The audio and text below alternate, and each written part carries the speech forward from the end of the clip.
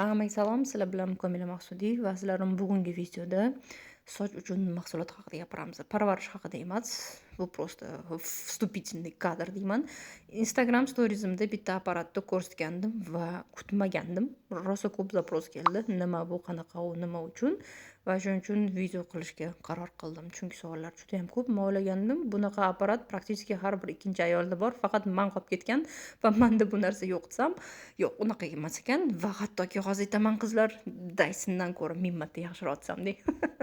Ishqilib, mana bu apparat haqida gap ketyapti. Это вращающаяся фен-щетка. Shaxsan men Ravent'dan tanladim. Umuman bu savolni o'rganib chiqdim. 3 oy davomida o'rganib, har xil modellarni ko'rib chiqdim. Nedamda на рынке, скажем так, вращающих фен-щеток aytganda yoki Babyliss yoki Ravent самый достойный, самый классный modellarini ishlab chiqarar ekan. Men shaxsan Ravent model brendini tanladim, sababi ularda har bitta praktически apparatida heat Careful degan sistemasi bor ekan. Ya'ni sochingizni mana shu issiq havo portich qilmaydi, sindirib qo'ymaydi. Shu sababdan ham shunga qiziqib, ham aynan Ravent'dan bo'lgan hamma modellarni ko'rib chiqdim va oxirgi yilda ikkita chiqqan modelning orasidan aynan shunisini tanladim. Bilasizlarmi nimaga qiziqdim? Hali ko'rsatgandek shu изгибы bor ekan.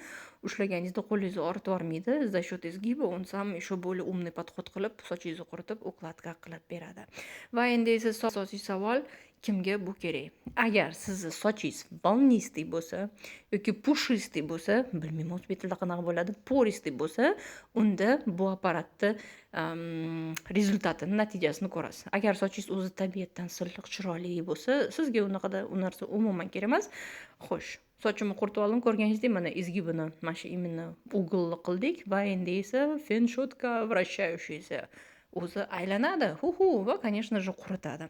Sochingiz ho'l bo'lishi kerak emas, но sal quritib olib, keyin уже укладка qilsangiz bo'ladi.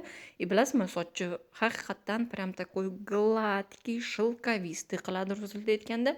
И еще, конечно же, кончикларni ham chiroyli укладка qilib berar ekan. Shaxsan men этим очень довольна, chunki nafaqat quritasiz, но при этом shu yana yengilgina укладка qilib olasiz. Bilasizmi, bu apparat kimga yaxshi to'g'ri keladi? Agar sochingiz kalta bo'lsa va объем bermoqchi bo'lsangiz, он шикарный объем beradi.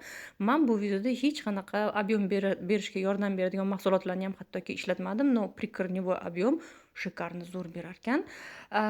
Men bittasini o'ylanib qoldim, boshqa modelni tanlasam bo'lar ekan. Ularda Ravent'da yana oxirgi yilda chiqqan modeli bor edi. U 3 ta nasatkasi bor edi. Qalin sochlar uchun, объем uchun va umuman просто mana shunaqa укладка qiladigan anaqasi bor edi. Menimcha shu menga yaxshi, undan da yaxshiroq to'g'ri kelardi, chunki buni shetinkalar sal yumshoqroq ekan. Meni sochimga shuning uchun ozginadan olib укладка qilishga to'g'ri keldi. Agar video yoqqan bo'lsa, like, kommentariy qoldiring va model nomini video tagida yozib qoldiraman. Sizlar bilan Komila Maqsudiy bo'ldi, vazlarim. Paka-paka.